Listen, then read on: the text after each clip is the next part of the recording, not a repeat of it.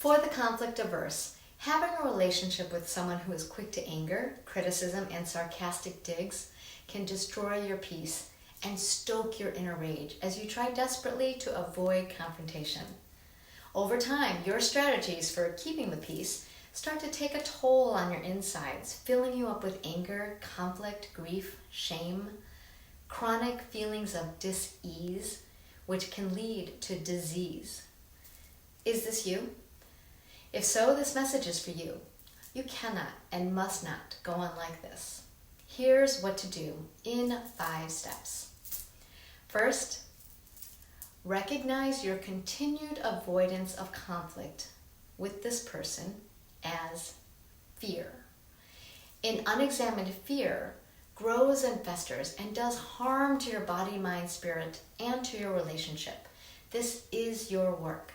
A professional who works on deep emotional and body energy healing could be very helpful for you.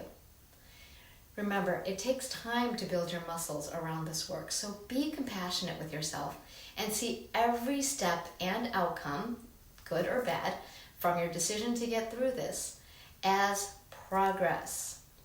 Great. But what do you do now as the interactions aren't waiting for you to build those muscles? Step 2. When dealing with hot-tempered individuals, it is important to remain calm and composed.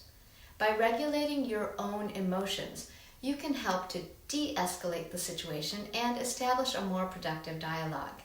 Step 1 will help you with this along the way, but here's a quick start. Prepare yourself for the next interaction. What can you do to stop yourself from going to your usual ineffective patterns? A couple recommendations. First, make it a daily practice to do long, deep breathing. To notice how calm you can feel and how that serves your body and your mind. Then, as you feel calm, visualize a typical encounter with your hothead and feel yourself in your power. Practice aloud when you are by yourself, internalizing the words and posture and inner feeling over and over. Step 3.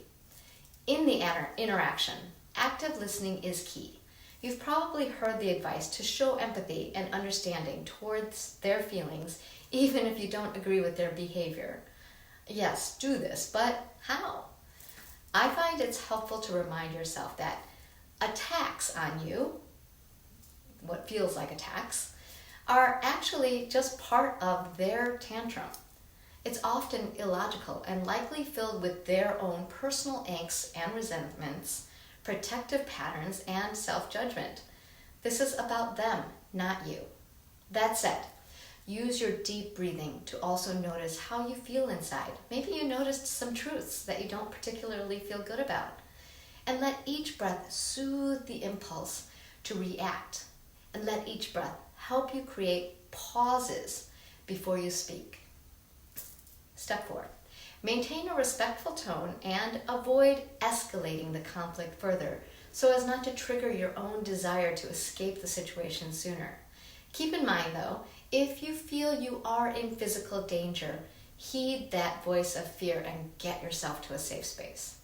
Otherwise, from this calm space of active listening and breathing deep, practice effective communication techniques such as using I statements, including these in your practice in step 2. Offering solutions that keep you in your power and allows the other space to process and bring balance to their overexerted hothead energy. And taking a timeout if needed. The timeout can help you diffuse tension, give both of you more space, and create a more positive interaction. From a place of calm, you can think and express more clearly, help rebalance the energy in the room, and be more intentional with your communications in order to get your needs met, not bottled up inside. Finally, step 5. Honor this dance by seeing each instance as a chance to practice overcoming your fear. Expect failures and know that your fails give you vital information as long as you're willing to look at it. Celebrate wins, but don't let it fool you into thinking you've figured it out after a couple tries and you no longer need to do the work.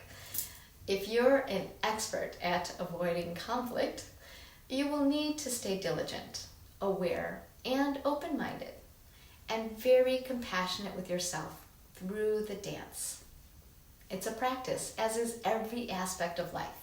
You get better at it just as you've gotten better at and mastered other things in your life which you've committed to. You will feel it as you gain mastery over this issue, and then the dance continues with more confidence and grace.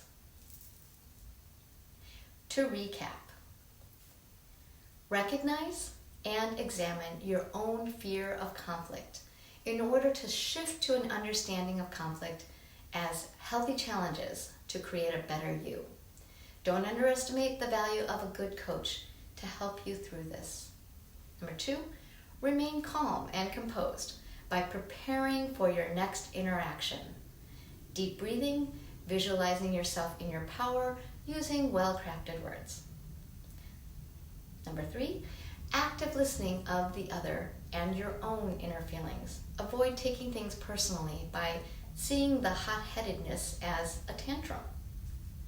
4, practice effective communication techniques that get your needs met while using long, deep breaths and pauses or timeouts to create necessary space and tension release for both of you. And 5, honor the dance by seeing each of these dreaded interactions as great opportunities to practice overcoming your fear of it and to gain a powerful sense of yourself, not only with your hot head, but with others and yourself as well. I hope this was helpful. Please subscribe if you'd like to see more videos like this, and if you'd like to work with me as a life coach, find me at essentialsoulmama.com. Until next time, Sat Nam.